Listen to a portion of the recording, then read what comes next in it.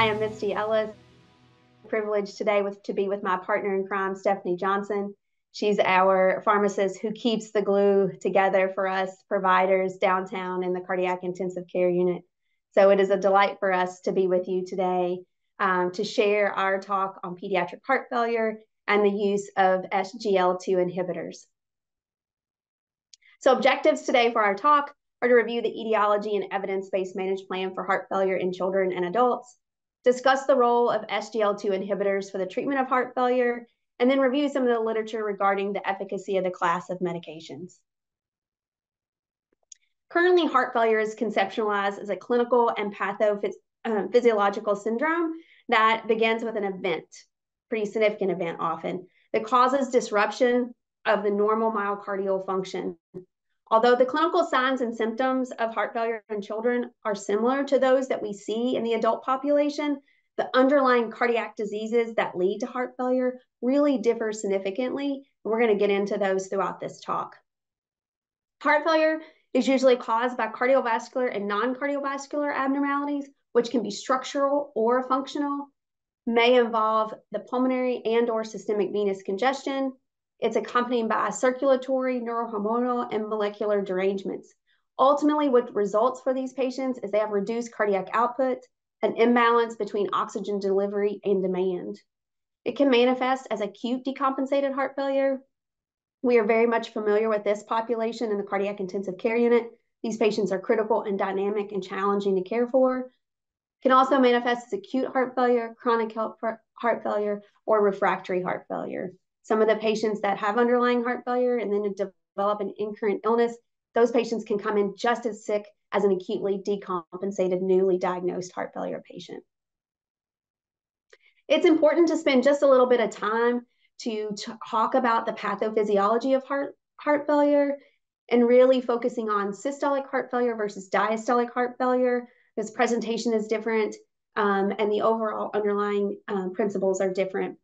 So sometimes in our world, we have a lot of spaghetti of letters, correct? And so these letters represent reduced ejection fraction, and here is preserved ejection fraction. So with systolic heart failure, reduced ejection fraction, there's an impaired contractility, and the ventricle or ventricles are dilated and enlarged. Typical presentation for left-sided heart failure is pulmonary congestion. With right-sided heart failure, patients present with systemic congestion. In the second column, when referencing diastolic heart failure, preserved ejection fraction, in these patients, there's a decrease in filling and stroke volume that leads to the poor perfusion and ultimately the low cardiac output state in our patients. In adults with heart failure with preserved ejection fraction, it's commonly seen in women or patients with systemic hypertension or much older adults. But with children with preserved ejection fraction, we typically see this with hypertrophic, restrictive, or non-compaction cardiomyopathies, or patients with complex congenital heart disease that have left ventricular outflow tract obstruction. We'll get into a little bit of that further into the talk. But what the underlying pathophysiology of diastolic heart failure is that there's impaired ventricular relaxation, so that ventricle is unable to relax. There's decreased compliance and impaired filling. So there's an increase in filling pressure, but the ejection fraction again is preserved. These patients present much differently. There's usually presentation of exercise intolerance, perhaps cough, failure to thrive, dyspnea, just to name a few. When comparing pediatric and adult heart failure hospitalizations, the most common cause of heart failure that we see in children really relates to the underlying congenital heart disease that they were born with. This sort of is important because it highlights the fact that a large portion of the pediatric patients admitted for clinical heart failure have venous congestion secondary to their ventricular volume overload from that left to right shunt or valvular regurgitation. And some of the etiologies that we see this are patients with ventricular septal defect, AV canals, PDAs. These are those types of patients who present this way. Patients with aortic stenosis or coarctation, for some of you providers that are in the primary care world and diagnose coarctation in those 5 to 7 day old, what is happening for these patients is that they have a pressure overload because of the outflow tract obstruction. Patients can also present with coronary insufficiency or ischemia. We see these in our Kappa patients. Our patients with complex single ventricle physiology, so hypoplastic left heart syndrome predominantly. These patients are super complex, very dynamic, can be from infancy up through toddler years. And what happens over time is they can develop systolic dysfunction, diastolic dysfunction. They have bad valve regurgitation, volume overload that really lends itself to the cause of their heart failure development. We do have a special class of these single ventricle, sort of the third stage of the palliation, our Fontan patients. These patients over time develop increased venous congestion, which leads to their low cardiac output. Again, just very complex underlying congenital heart disease. And then also our patients that have underwent a heart transplant, they can have graft diastolic dysfunction, they can have systemic hypertension, increased pulmonary vascular resistance that leads to their heart failure. Other contributing factors to primary pediatric heart failure are arrhythmias, such as tachyarrhythmias, can be in fetal or postnatal life. One in particular that most of you are familiar with is supraventricular tachycardia, or SVT.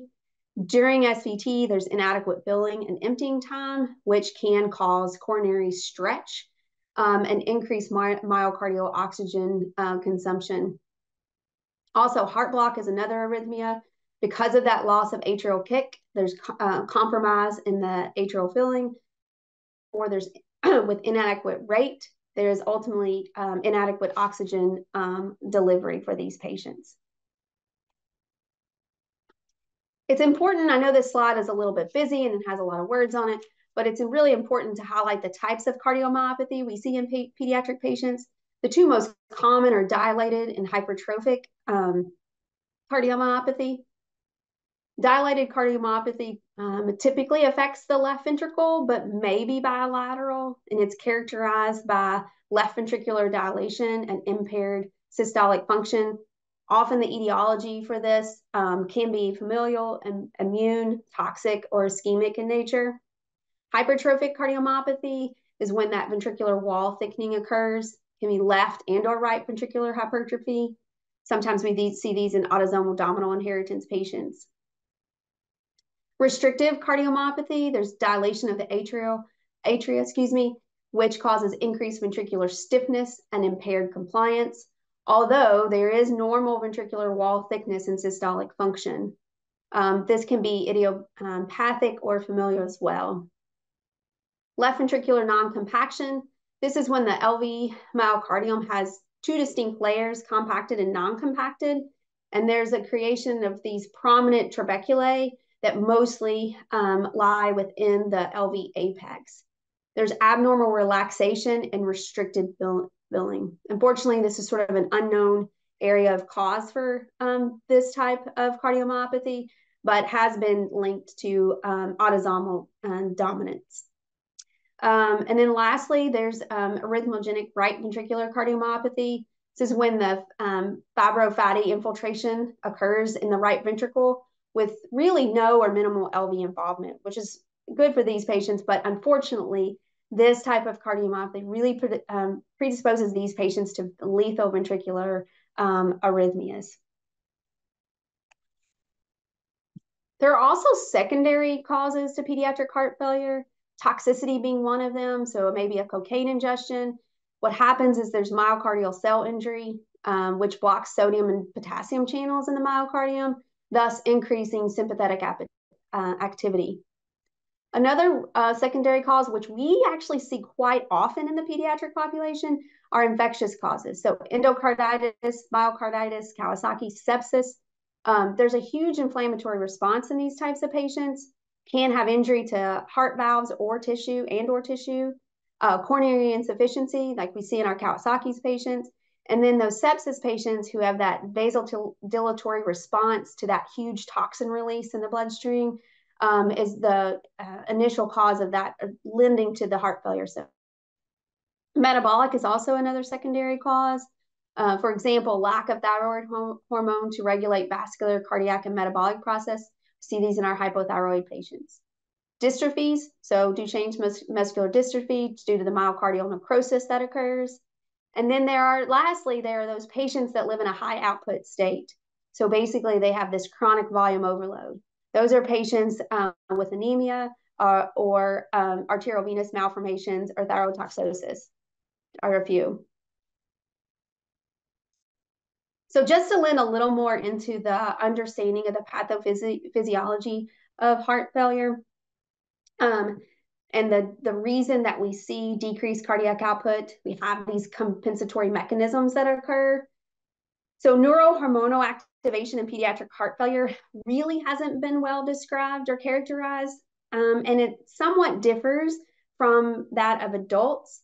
However, studies have demonstrated that there is an upregulation of the sympathetic nervous system activation and the renin-angiotensin-aldosterone system in children with cardiomyopathy. And so with the activation of the sympathetic nervous system, tachycardia increases metabolic demand on the myocardium. So that myocardium is already sick, right? And having that tachycardia is not helpful for that sick myocardium. There's increased systemic vascular resistance, causing increased afterload on that impaired or sick myocardium. With an increase in the renin-angiotensin-aldosterone system, this leads to increased sodium and water retention, really through multiple mechanisms, but one including the vasopressin release. We see an increase in preload and wall tension, which when you have that increase in wall tension, you have myocardial stretch. So when you have such stretch, you don't have adequate squeeze and ultimately decreased in cardiac output. You develop pulmonary venous congestion and pulmonary edema in these types of patients. Ventricular remodeling occurs regardless of the heart failure and in response to that sympathetic nervous system and the RAS activation. What happens is there's these acute changes in the cardiac myocytes that results in hemodynamic stress, worsening heart failure, further remodeling. Also, when there's that persistent sympathetic nervous system activation, that tachycardia leads to myocyte damage and death. And the same thing sort of occurs with that RAS activation, that chronic volume overload is what leads to that cellular death. It's really important to highlight the clinical presentation of pediatric patients who present in heart failure because there's distinct differences whether an infant and toddler versus a child or an adolescent. So with our infants and toddler population, they do present tachycardic, tachypnic, increased work of breathing, but some unique features about them is that they can have poor feeding but weight gain. Those two things don't really go together, right? Mom, dad says they just don't eat, but they just look real doughy to us. Sleepy or irritable, any of those altered mental status, that's a huge flag to pick up on as a provider when you're trying to put the symptoms of a patient together with the puzzle and diagnosing a patient. So if the parent says, my baby's not this irritable, I can't control the irritability, I've tried all these things, that's a key feature for us. And then hepatomegaly is another clinical feature for heart failure. One that's not listed on here is if parents report beads of sweat. Babies don't sweat. And so that should be something that we should hone in on as providers. Children and adolescents, they also present tachypnic, tachycardic, increased work of breathing, orthopnic. One of the things that is also really highlighted in some of these adolescents is they've complained about abdominal pain for several weeks. That's important to note as you are thinking about the histology of their symptoms. Also, weight loss, poor appetite, fatigue, decreased exercise. Parent guardian says, my kid's an athlete and he cannot get up and down the floor. This is just not him. They also can have edema, hepatomegaly, and JVD. One thing that's not on the slide, but I just want to highlight because I think it's really important upon presentation of symptoms. These are sort of the early stage, middle of the road sort of timeline.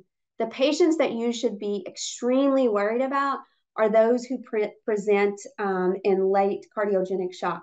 So just remember, signs of late cardiogenic shock are patients that are hypotensive, bradycardic, altered mental status, and respiratory failure.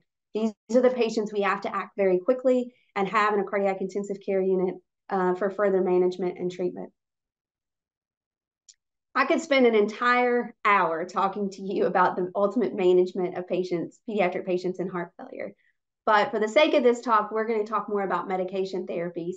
But just for a mile high perspective, the management strategies for pediatric patients in heart failure: identify and eliminate the cause, treat symptoms and improve functional status, minimize morbidity, mortality, and control the progression of the disease, and recover function. It's very, very important that we're thoughtful about end organ function, end organ perfusion, and that we are being good stewards of managing outside the box, not thinking just about the heart, but other organ systems, brain, lungs, kidneys in particular.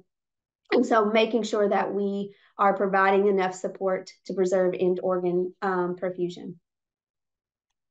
So now what you're probably most interested in is the medication management of these patients. So I'm going to turn it over now to my colleague, Stephanie Johnson. Stephanie? All right, thank you, Misty. So we'll move into the medication management now. So overall, the goal of medical management of heart failure is to delay or even eliminate the need for a heart transplant. So ACE inhibitors, angiotensin receptor blockers, and angiotensin receptor neprilysin inhibitors help to prevent, attenuate, or possibly reverse myocardial remodeling. Our beta blockers antagonize the effects of chronic sympathetic myocardial activation and can reverse ventricular remodeling and improve systolic function. We have inotropes such as dopamine and dobutamine that improve cardiac output and blood pressure, but this is at the expense of increasing myocardial oxygen consumption and demand. The phosphodiesterase 3 inhibitor milrinone has vasodilatory and inotropic actions and improves diastolic ventricular relaxation, or lusitropy. We have vasodilators such as sodium nitroprusside that are indicated for hypertensive acute heart failure that is refractory to beta blockers or ACE inhibitors. Digoxin exerts its physiologic action through inhibition of the sodium-potassium ATPase to increase cardiac contractility and has shown to decrease morbidity in adults and decrease heart failure-related admissions in adult patients. And then we have diuretics to help reduce systemic, pulmonary, and venous congestion. However, newer to the heart failure world is, if you want to move to the next slide, Misty, is this class of medications, the SGLT2 inhibitor, so the sodium glucose cotransporter 2 inhibitors. These medications are traditionally anti-diabetic agents that reduce the reabsorption of glucose from the proximal renal tubule and lower the renal threshold for glucose. They also reduce sodium reabsorption and increase sodium delivery to the distal tubule. Currently, the SGLT2 inhibitors are only FDA approved in adults for type 2 diabetes, chronic kidney disease, and heart failure. However, there have been recent studies that have shown benefit in pediatric type 2 diabetes. There have been some reports with empagliflozin for glycogen storage disease, and now this class of medications is being used for pediatric heart failure. The DAPA-HF trial was a phase 3 placebo-controlled trial that aimed to evaluate the efficacy and safety of dapagliflozin in patients with heart failure with reduced ejection fraction, regardless of the patient's diabetes status.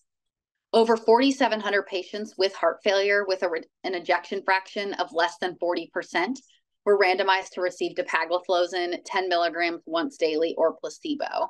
And the primary outcome of this study was a composite of worsening heart failure, meaning hospitalization or an urgent visit requiring IV therapy for heart failure or cardiovascular death. Over a median of 18.2 months, the primary outcome occurred in 16.3% of patients in the dapagliflozin group and 21.2% of patients in the placebo group. A first worsening of heart failure event occurred in 10% of patients in the dapagliflozin group and 13.7% of patients in the placebo group. Death from cardiovascular causes occurred in 9.6% of patients receiving dapagliflozin compared to 11.5% of those receiving placebo. And then 11.6% of patients in the dapagliflozin group compared to 13.9% of patients in the placebo group died from any causes. And these findings in patients were similar in those with or without diabetes. The frequency of adverse events related to volume depletion, renal dysfunction, and hypoglycemia did not differ between treatment groups. So this study concluded that among patients with heart failure and with a reduced rejection fraction, the risk of worsening heart failure or death from cardiovascular causes was lower among those who received dapagliflozin than among those who received placebo, regardless of the presence or absence of diabetes. Next is the Emperor Reduced trial. So this was a double-blind placebo-controlled trial that aimed to evaluate empagliflozin, which is another SGLT2 inhibitor similar to dapagliflozin, in patients with heart failure with or without diabetes, with a greater severity of left ventricular systolic dysfunction. Around 3,700 patients with heart failure and an ejection fraction of 40% or less were randomized to receive empagliflozin 10 milligrams once daily or placebo, in addition to guideline recommended therapy. The primary outcome, similar to the DAPA-HF trial, was a composite of cardiovascular death or hospitalization for worsening heart failure.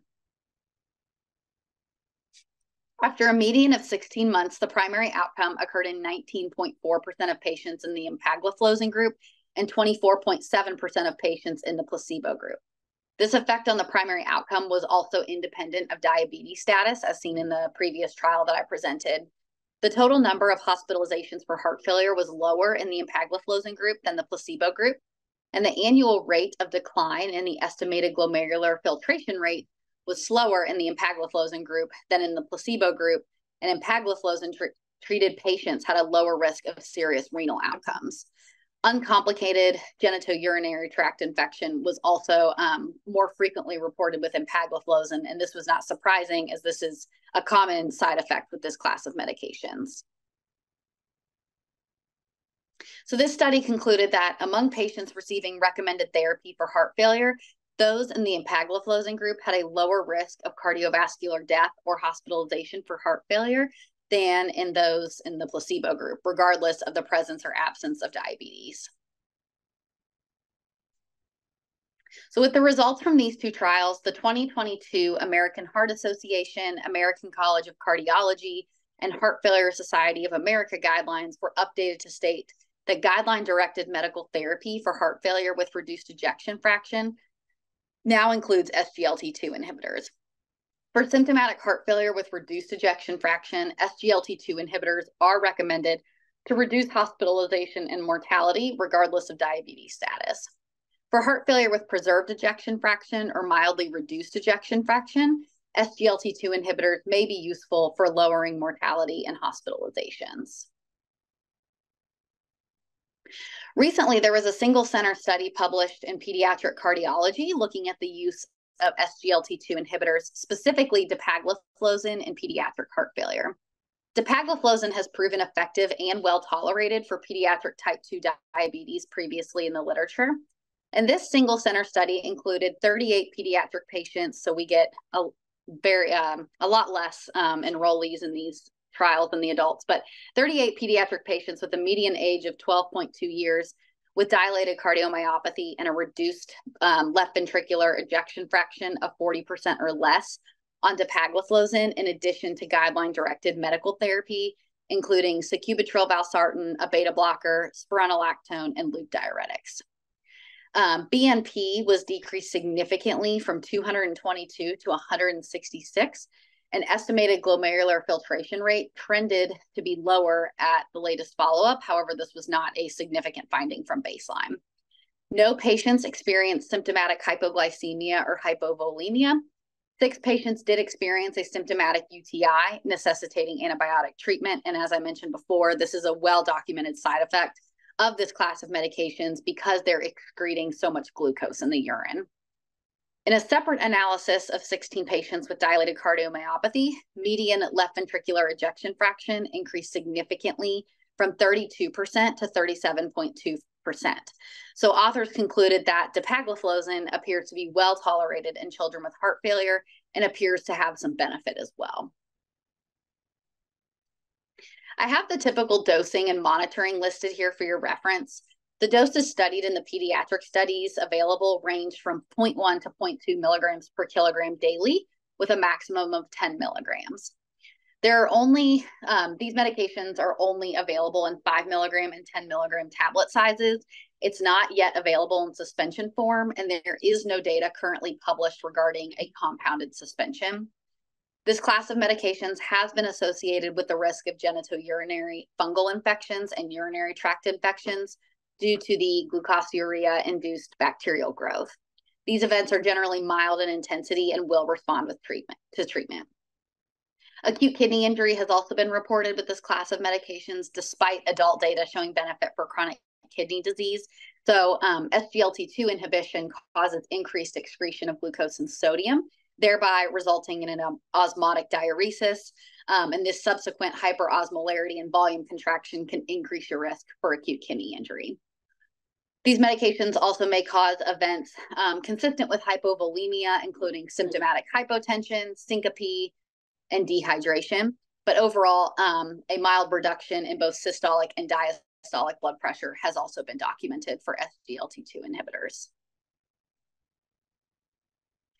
The cost of these medications is by no means insignificant. I have the prices listed here of what a 30-day supply of the tablets would look like. However, all of this is before insurance. And I will say, anecdotally speaking, most of the prescriptions we send for our heart failure patients are completely covered by insurance with prior authorization. So in summary, I think this is a super exciting advancement for pediatric heart failure. And I would recommend considering use in addition to guideline-directed medical therapy for heart failure in patients as small as 6 kilograms. Currently, there's no data on splitting or crushing the tablets. The manufacturer is currently studying this. However, several centers have reported success in using smaller tablet sizes by dividing the tablets in smaller patients. So the smallest dose you can give is 1.25 milligrams, which would allow for a dose in a 6 kilo patient of 0.2 milligrams per kilogram. So that's where we get that weight cutoff from.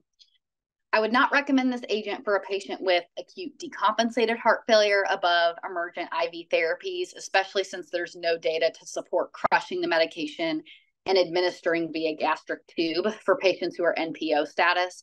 And the manufacturer data also recommends holding therapy for an estimated glomerular filtration rate of less than 25%. So now we're going to move into going through a patient case, and this isn't necessarily, an interactive patient case. It's more of an explanation of how we have seen these medications work in the pediatric patient population in real life. So I'll start with going through this patient. So CH is a 14-year-old male with a past medical history of dilated cardiomyopathy status post-heart transplant, who presented to the emergency department around 1 month after transplant for increased swelling of the left lower extremity and increased work of breathing. Echo findings were negative for rejection. Stephanie, just to highlight some of the key features here, as we're, investigators, right, as providers, and automatically I have a patient that is post-transplant who about 1 month after transplant presents with increased swelling of lower extremities. So there's some congestion there and increased work of breathing. So I'm already heightened, right, from a clinical perspective about where this is going to lead me and my patient. So I'm already thinking about what's going to be my workup, who's my contact, what am I thinking about for this patient from a diagnosis standpoint. Correct. So you can move to the next slide. So these are his labs on admission. Sorry, this is a busy slide. So notable labs on admission, his BUN was 35, baseline is 20. Serum creatinine is up to almost 1.6 from his baseline of 0.8. BNP is 557.3, and left ventricular ejection fraction is 54.6%. On the right here, I have his medication. So these are the medications that were either resumed from his home medication list or started when he presented to the cardiac intensive care unit. As you can see, we resumed all of his home medications. His diuretics were converted to IV due to decreased urine output. So he was on 4 milligrams of bumetanide enterally every 8 hours at home, and we converted that to IV. But as you can see, looking at his renal function and looking at his medication list, we have several insults to the kidneys here, right? So we have bumetanide, that's a diuretic. It's going to have some effect on renal function. You have nephrotoxic medications such as metformin, tacrolimus, valganciclovir, and then he's also on some potassium supplements, which could increase your potassium levels in the setting of an acute kidney injury. So those were all his medications. I think those are important features to point out. And again, as we mentioned earlier in the talk, thinking about end organ perfusion and function for patients that present in acute heart failure, right? So the kidneys are sick. So how long has he been, where is he on his timeline? And what do we need to do as providers to preserve his end organ function?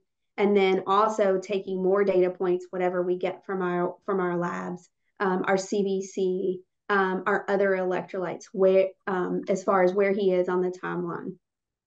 Excellent points about his medications and thinking about nephrotoxic drugs, Stephanie. So after looking through his medication list and his labs and echo, he was diagnosed with diastolic dysfunction secondary to fluid overload. Despite aggressive diuresis and removing some of these nephrotoxic medications, his renal function continued to decline. So I'm kind of going all over the place here, but I have his renal function listed for you there at the bottom. BUN 41, serum creatinine of 2.12. His urine output drops off, so he's escalated to a bumetanide infusion of 1 milligram per hour. We discontinued the fluconazole, valganciclovir, spironolactone, metformin, and potassium supplements. Fluconazole itself is not necessarily nephrotoxic, but it can increase your tacrolimus levels and your tacrolimus concentrations, which tacrolimus is also a very nephrotoxic medication. So giving those two together is kind of a death sentence for the kidneys. It can be in this situation. And then because of elevated tacrolimus trough concentrations, we did hold his tacro for 2 doses to try to bring his level down. And then his BNP with this renal function was up to 840. So that was up to 557 from the day prior. And his left ventricular ejection fraction is 58.8%. I think when we look at this case as it's progressing, one of the important pieces to think about or to understand on our side of the street, especially in regarding to patients in the cardiac intensive care unit, it's a very dynamic team of people that manage these patients, so multidisciplinary. So we're pulling the trigger early.